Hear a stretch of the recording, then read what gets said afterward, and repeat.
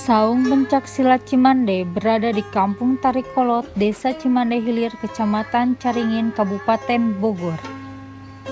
Untuk menuju kampung ini bisa mengakses dari keluar pintu tol Bocimi Caringin, terus mengambil arah ke selatan kiri dan masuk ke kanan yang langsung ke arah Desa Cimande Hilir atau arah dari Ciawi.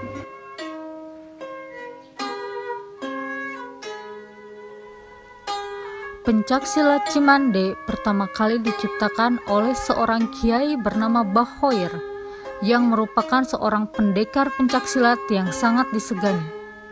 Pada pertengahan abad ke-17 atau tahun 1169 Masehi, Bahoir pertama kali memperkenalkan kepada murid-muridnya jurus silat.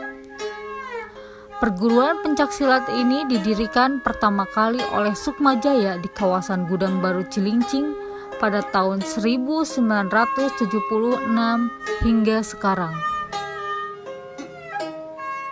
Awal datangnya itu di abad ke-17. Siapa yang membawanya? Yaitu yang membawa Pencaksilat Cimande itu adalah Eyang Kair.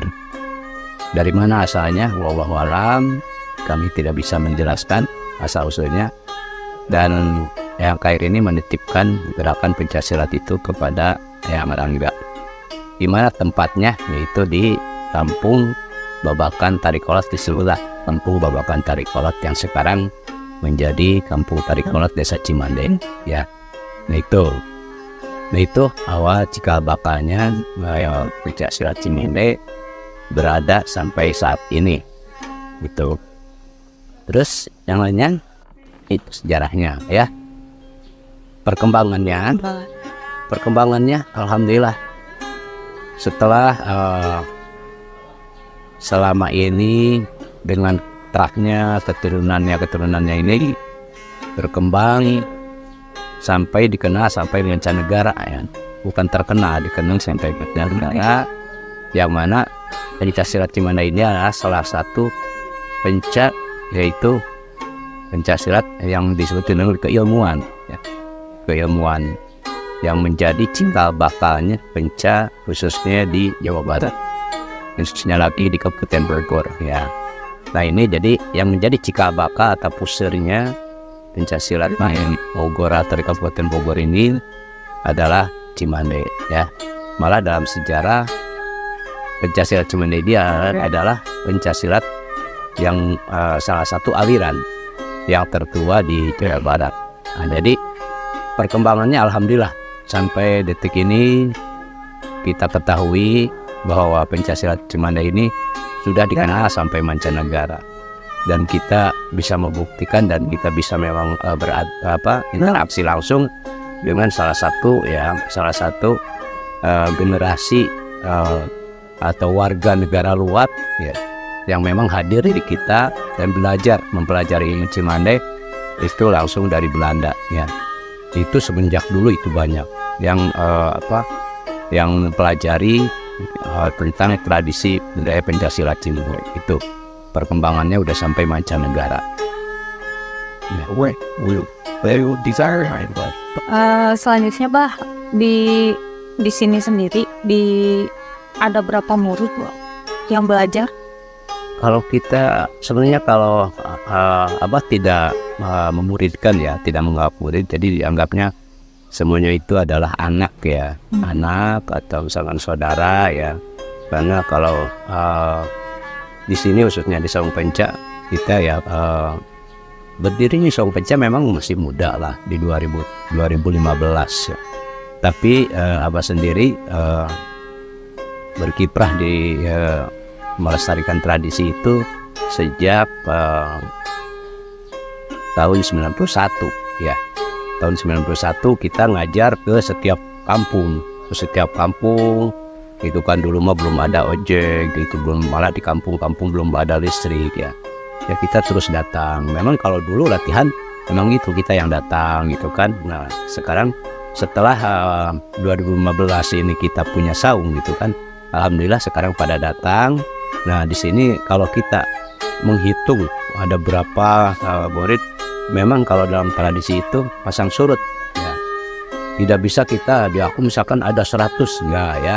Jadi ya itu, kadang-kadang lagi banyak ya banyak, kalau lagi sedikit ya sedikit, ini pasang surut dalam tradisi itu. Karena kita bukan satu organisasi yang misalkan mengharuskan ya. Itu karena dalam tradisi itu adalah kesadarannya pribadi masing-masing gitu kan. Jadi ya kalau yang rutin ya kita kelihatan ini segini tiap malam minggu ya. Tiap malam minggu masih ada, alhamdulillah masih ada gitu kan. Ya insya Allah untuk generasi ya sekarang ini dari mulai usia dini kita sudah mulai menitipkan atau memberikan satu pengenalan budaya tradisi kita kepada generasi muda, terutama mulai dari usia dini ya. Karena apa? Memang kalau dulu belajar ilmu Cimande itu usia 17 tahun ke atas ya. Tapi kalau sekarang kita tahu sendiri dan kita memang ngalamin bahwa sekarang ini zamannya zaman modern, zamannya kemajuan, era globalisasi segala macam serba canggih gitu kan. Nah jadi Abah ini berprinsip memberikan pelestarian itu dari mulai usia dini gitu. Karena kita terkontaminasi dengan kemajuan teknologi itu. Nah itu jadi murid ya rutinitas lah, sekitar kalau malam minggu 20 orang 30 orang gitu ya. Kalau hari minggunya kita ya alhamdulillah masih ada kurang lebih paling ya 50, 60 sampai 80 orang gitu dari usia dini gitu. Setelah diresmikan menjadi warisan budaya tak benda oleh UNESCO pada tahun 2019, perkembangan pencaksilat Cimande sampai saat ini telah dikenal sampai mancanegara.